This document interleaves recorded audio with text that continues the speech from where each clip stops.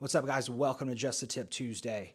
Today I'm going to talk a little bit about seller's disclosures and what is exactly required and then what can happen when things go wrong, because they inevitably do. And I've got two stories I'm going to go with today. One, I did not handle as well as I could have, and two, much more effectively. And a lot of that just goes as a growth across the years as an agent. And Jay has a saying in these sorts of situations that a lot of times the biggest asshole wins. And so as you kind of grow and gain the confidence to go ahead and be the biggest asshole every time, it increases your odds of winning. And so in situation one, this is earlier in my career, and I listed a property for a seller. We closed on it. I don't remember the exact timeline, but I want to say it was a month or two later. We had some heavy rains. The buyer starts having water back up into their garage. Now, there was no disclosure about water backing up in the garage or any water issues really at all, because the seller didn't have any. And, obviously as an agent, I've got to take his word for that, but I do believe him.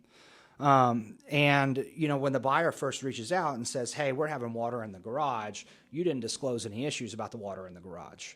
Well, first of all, the disclosure is not a warranty. And so the fact that we haven't had water in the garage is not guaranteeing that you're never going to have water in the garage. That's, piece number one that probably I should have led with right out of the gate. However, I asked my client about it, and he says, I never had any water in the garage, but did you tell them maybe to check that grate, the drain that's in the driveway? Maybe that's covered up with leaves, and that's why they're getting water to back up. Now, here we made a critical error, and I allowed my client to make a critical error, because what we absolutely should not have done is attempt to diagnose a problem for, the buyer months after this thing is closed, because there's really no advantage there to us. And what happened was his assertion that he always kept that drain clean of leaves indicated that he knew there was a water problem.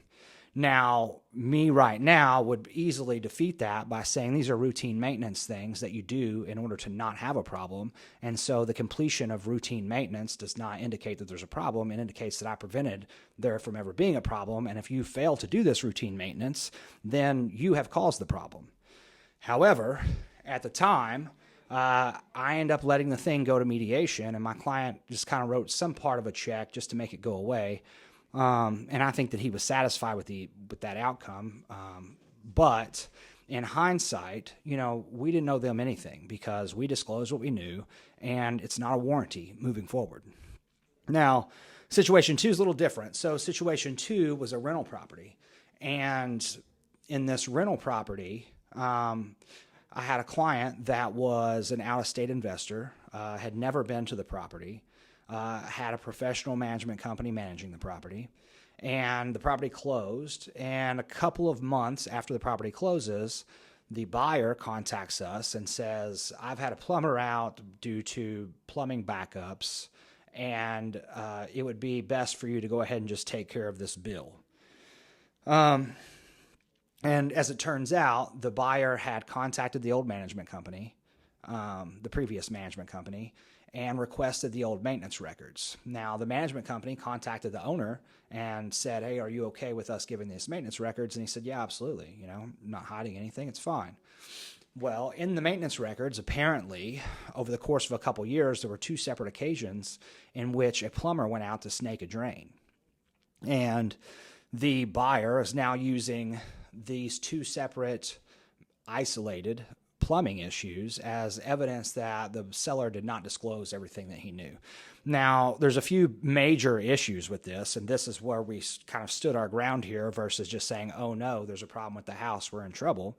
We were able to stand our ground because the issues here are both of those times that plumbers were called out. The first one is no follow-on action was suggested by any plumber that went out there to snake a drain.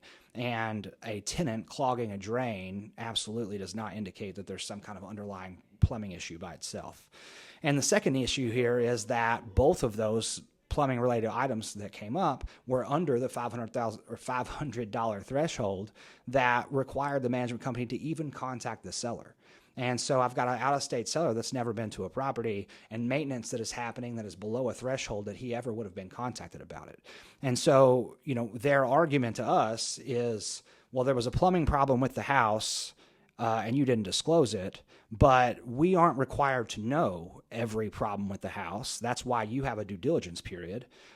We are required to disclose what we know, not to go out and discover things that we don't know. And further, and this is maybe not necessarily with this case, but the seller's disclosure itself notes that you're not expected as a homeowner to be a home inspector or a professional builder or anything like that to be able to diagnose these problems. Very simply, you explain what you know, you disclose what you know, and you afford the buyer the opportunity to hire professionals to come and inspect that property. And so that one obviously played out much differently. Like I said, Jay usually says the biggest asshole wins in these situations.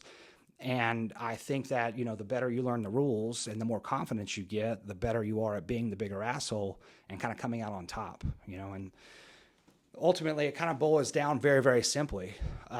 You are required to disclose everything you know. Don't attempt to hide anything at all. Disclose everything you know, allow the buyer to investigate, but then stand your ground if things come back up, because your disclosures are not a warranty that says nothing's going to go wrong with the house. And just because, even if it's the next day or the next week, something goes wrong with the house, you don't necessarily owe that buyer anything. If you disclosed everything you knew, you stand your ground and don't allow yourself to be bullied into writing a check just because it's going to be convenient.